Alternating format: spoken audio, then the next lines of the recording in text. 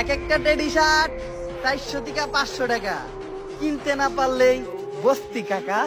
ওমর এবং local hero বেঁধেছে মারামারি। চলুন আমরা দেখে আসি কার কথাটা ভারী, কে আসল বাদী কে বিবাদী।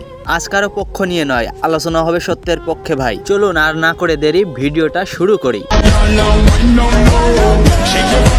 ওমর এবং কবির ফয়সাল দুজনের কারোরই দোষ না, দোষটা হলো এদের পক্ষ নিয়ে চামচামি করা কিছু মানুষের। তাদের দুজনের মধ্যে ঝামেলা বাঁধানোর মূল কারণই হচ্ছে সেই চামচাগুলো। আসলে সোশ্যাল মিডিয়া এমন একটা জিনিস যেখানে আপনি ভালো কথা বললে ওই কথাটাকে ঘুরিয়ে ফিরিয়ে কিভাবে অন্যের পেছনে লাগান যায় সেই কাজগুলোই করে একটা দল। আসলে তাদের এই কাজগুলো করার মূল কারণ হচ্ছে তারাও যেন ভাইরাল হতে পারে, এই জন্য এই কাজগুলো করে তারা।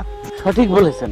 যদি কারো ফ্যান হলে সে তার বাপ হয়ে যায়, তাহলে তোমরাও কোনো না কোনো দ্বিতীয় বাবার সন্তান। এরা কোন কথাটাকে কোথায় টেনে নিয়ে যায় এরা নিজেরাও জানে না। সাধে মানুষ বলে টিকটকারদের বুদ্ধি মাথায় নয় পাশায় থাকে।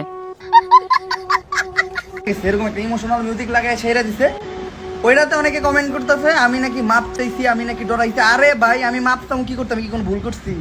যদিও সম্পূর্ণ ভুল ওই চামচাগুলো না, কিছুটা ভুল আপনাদেরও ছিল, আর ওই ছোট্ট ভুলের কারণে এত কিছু ঘটে গেল। সোশ্যাল মিডিয়ায় সবাই ভিডিও আপলোড করে, আপনারাও যদি ভিডিও আপলোড করার লাস্টে বলতেন যে এই ভিডিওটা কাউকে উদ্দেশ্য করে বলা হয়নি, তাহলে এই সমস্ত ঘটনাগুলো ঘটতো না। নিঃসন্দেহে তুই ঠিক কথা বলেছিস।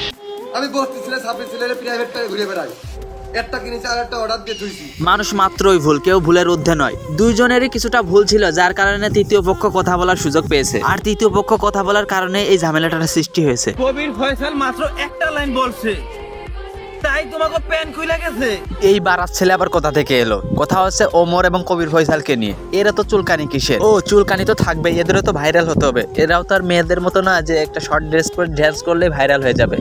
এদের ভাইরাল হতে গেলে চামচামি করতে হবে।